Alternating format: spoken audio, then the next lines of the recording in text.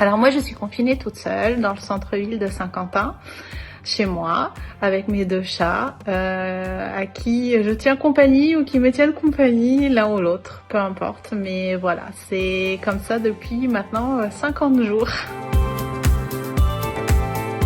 Alors le travail, oui, je télétravaille depuis que je suis en confinement. Alors effectivement, beaucoup moins de séances. Moi, je suis consultante en bilan de compétences et formatrice, donc je vois plus mes bénéficiaires qui me manquent et je ne peux pas faire de séances avec tout le monde, que ce soit une question d'organisation pour eux, un souhait de ne pas faire de séances de bilan de compétences à distance.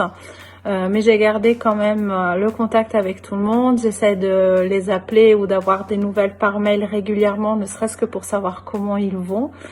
Les bilans de compétences peuvent se faire à distance, donc même pour moi c'est une adaptation parce que j'aime le contact, j'aime pouvoir rencontrer mes bénéficiaires et c'est vrai que par la voie du virtuel, heureusement que ça existe.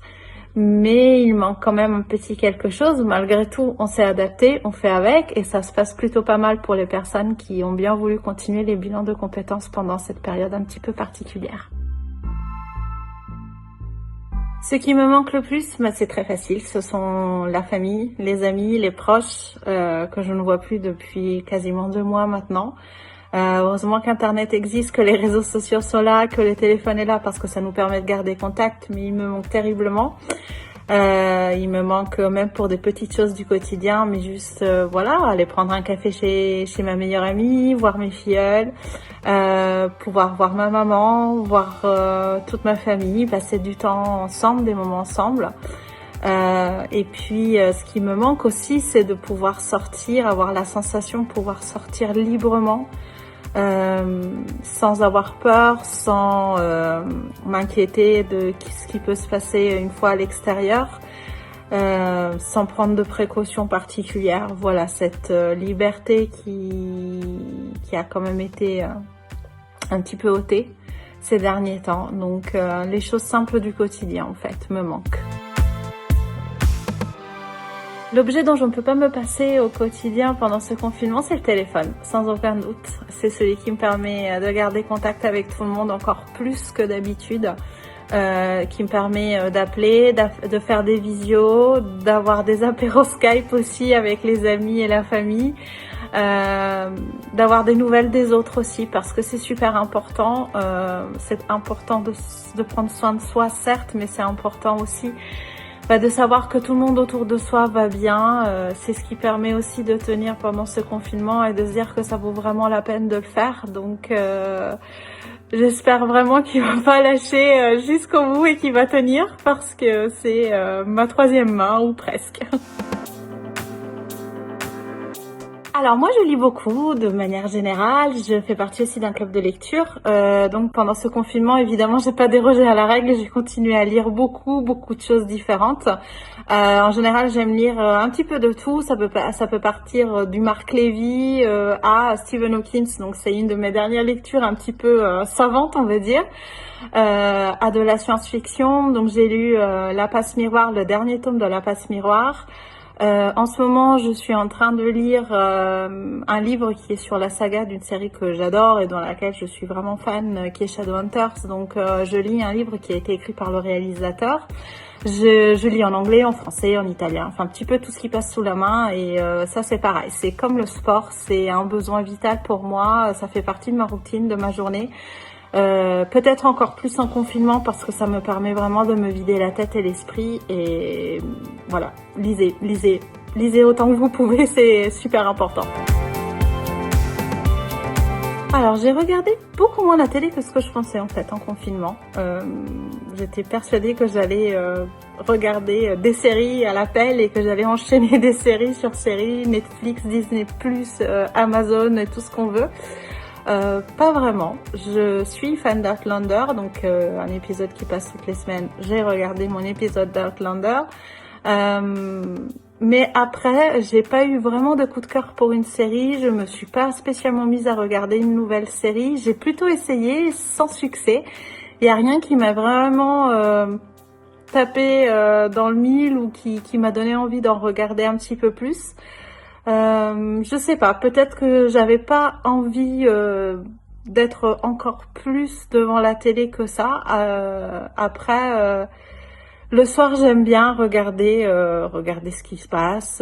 Enfin voilà, c'est pas, ça a pas été non plus. Je binge watch toute la journée et tant mieux en fait, parce que ça m'a permis aussi de faire d'autres activités et voilà. Alors pour moi, l'après-confinement n'est pas vraiment une fin en soi, mais plutôt une suite de tout ce qu'on a vécu, une adaptation à tout ce qu'on a dû faire ces dernières semaines et ces 2 derniers mois.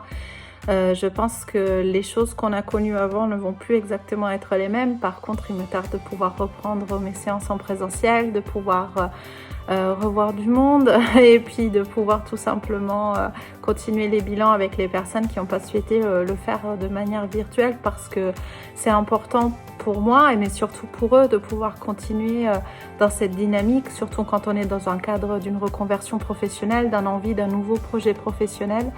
Ça m'inquiète aussi parce que j'ai pas envie qu'ils lâchent l'affaire ou qu'ils perdent l'énergie qu'ils avaient et qu'ils avaient tous et qu'ils ont tous pendant ce bilan. Donc j'espère vraiment qu'ils seront motivés, et en tout cas je ferai tout pour qu'ils soient motivés, pour qu'ils reprennent confiance en eux et qu'ils se donnent les moyens de réussir dans leur projet professionnel.